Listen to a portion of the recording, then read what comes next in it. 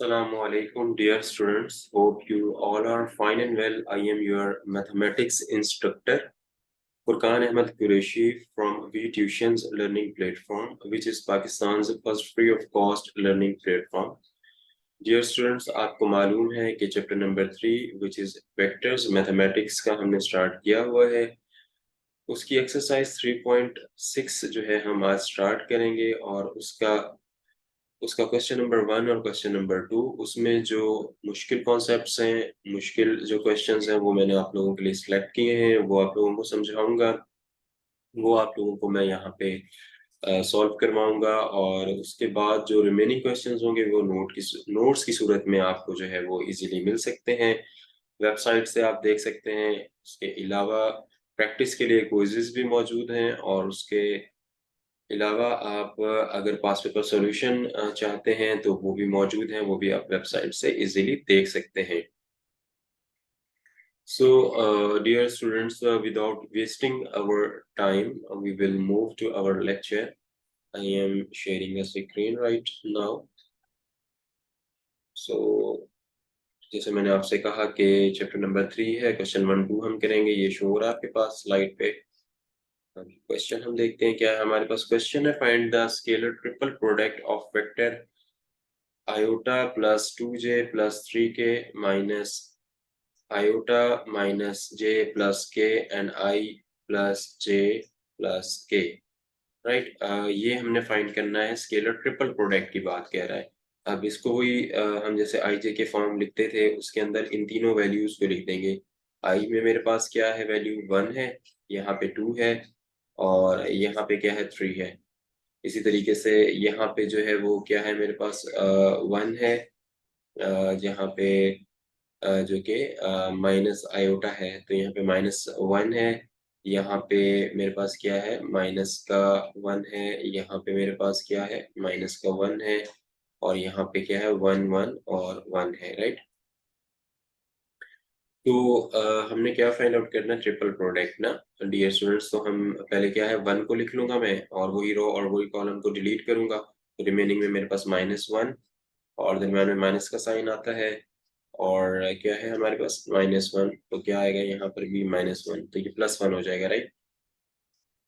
Right students, अब जो है वो यहाँ पे जब जे लिख रहे होते थे हम, तो वहां पे हम क्या लिखेंगे, जैसे 2 आएगा, -2 इंटू वो वाली रो और कॉलम को डिलीट करेंगे तो -1 इंटू -1, दरम्यान में माइनस, राइट, -1 इंटू यहाँ +1 आएगा बिकॉज ये -1 इंटू प्लस का 1 है ये, फिर दरम्यान में माइनस का साइन और यहाँ पे -1 इंटू 1 आएगा, राइट, -1 इंटू 1 आएगा इस तरीके से डियर स्टूडेंट्स।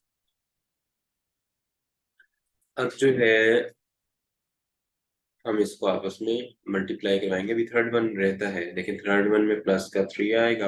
ये मैं आपको कॉन्सेप्ट समझा रहा हूँ कि इसी तरीके से आपने करना है। इस तरह के क्वेश्चन आए तो 3 जो है वो किस में है, थर्ड रो में, थर्ड कॉलम में है और फर्स्ट रो में है। तो -1 -1 1 1 बचता है, तो -1 इंटू 1 क्या होगा, माइनस का 1, दरम्यान में माइनस का साइन आएगा और +1 हो जाएगा, राइट।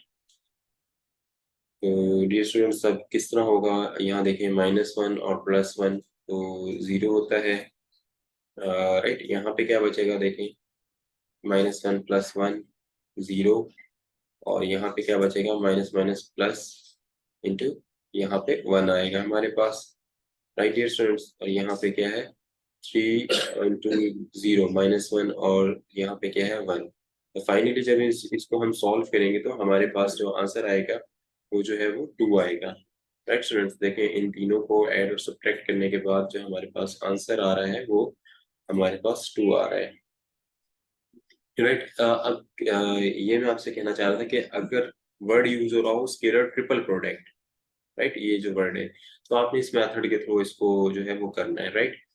और इसी तरीके से कंप्यूट का वर्ड अगर आपके पास आ जाता है, देखें ये क्वेश्चन नंबर 2 है 3.6 का। नेक्स्ट स्लाइड की तरफ हम मूव करते हैं। इसमें भी देखें, अब इसमें आई जे के नहीं लिखा हुआ, तो आपने इसमें कंफ्यूज नहीं होना। इसी तरह आपने लिखना है डिटर्मिनेंट फॉर्म में, आई क्या है मेरे पास 1 है, जे क्या है मेरे पास 1 है, के क्या है वो भी मेरे पास 1 है। यहाँ पे मेरे पास आई क्या है, मेरे पास आई जे के है। आई क्या है मेरे पास, यहाँ पे लिखूंगा 1, और जे और के नहीं है तो 0 0। और ऊपर देखें आई जे था और के नहीं था तो यहाँ पर भी 0 आएगा, राइट। और उसके अलावा आई जे के है हमारे पास, आई क्या है, आई 1 है। जे जे हमारे पास क्या है स्टूडेंट्स, जे है 1, माइनस का यहाँ पे 1। अब देखें वही वाली फॉर्म होगी, आई जे के फॉर्म से जिस तरह मैंने आपको बताया सॉल्व करना है वैसे सॉल्व करेंगे। पहले 1 को लिख लूंगा मैं, राइट। वो वाली रो कॉलम को डिलीट करूंगा, तो यहाँ पे कैसे होगा, 0 0 -1 1। और फिर क्या है हमारे पास, 1 है तो माइनस का 1 लिखेंगे। फिर इसी तरीके से 1 0 1 1 बचेगा। फिर हमारे पास क्या है, -1 के बाद यहाँ पे 0 है, 0 वो वाली रो और कॉलम को डिलीट करेंगे तो 1 0 और 1 0, 1 और -1, राइट डियर स्टूडेंट्स। तो ये इस तरीके से कुछ हो गया। अगर इसको मैं सब्ट्रैक्ट ऐड करूंगा, क्रॉस मल्टीप्लिकेशन होगी, सेंटर में माइनस का साइन आएगा, ये आप लोगों ने जो है वो याद रखना है। तो ये हम आपस में मल्टीप्लाई करवाएंगे और यहाँ पे जो है इन तीनों को प्लस माइनस कर देंगे। तो यहाँ पे मेरे पास जो है वो फाइनली बचेगा यहाँ पे -1, राइट। तो इस तरीके से जो है ये क्वेश्चंस जो है वो सॉल्व करने हैं। ये वाला क्वेश्चन जो मैंने 1 पे करवाया ये भी ऐसे ही है। ये जो मैंने सेकंड वन जो आप लोगों को क्वेश्चन करवाया है ये भी कुछ इसी तरीके से है। तो दोनों के जो कॉन्सेप्ट्स हैं अप्रोक्सीमेटली जो है वो सेम है। और ये क्वेश्चन एज कंपेयर टू 3.5 से बहुत आसान क्वेश्चन है। बट इसमें क्या है, ट्रिपल प्रोडक्ट जो है वो यूज हुआ है, स्केलर ट्रिपल प्रोडक्ट है। तो आपने क्या करना है, जहाँ पे मैं आई जे के यूज कर रहा होता था और उसमें ए क्रॉस बी करवा रहा होता था दो टर्म्स को लेके, अब इसमें आपने तीनों टर्म्स को जो है लेके जो है वो चलना है और उसी मेथड के थ्रू जो है आपने सॉल्व कर लेना है, राइट डियर स्टूडेंट्स। तो ये कुछ इस तरीके से जो है वो क्वेश्चंस सॉल्व होंगे। तो आपने जो है इसमें बिल्कुल भी कंफ्यूज नहीं होना और एज इट इज जो है वो आपने इसको सॉल्व कर देना है। होप सो कि आपको मेरा ये लेक्चर जो है, कॉन्सेप्ट जो मैं समझाना चाह रहा हूँ इस लेक्चर में, वो आपको अच्छे तरीके से समझ में आया होगा।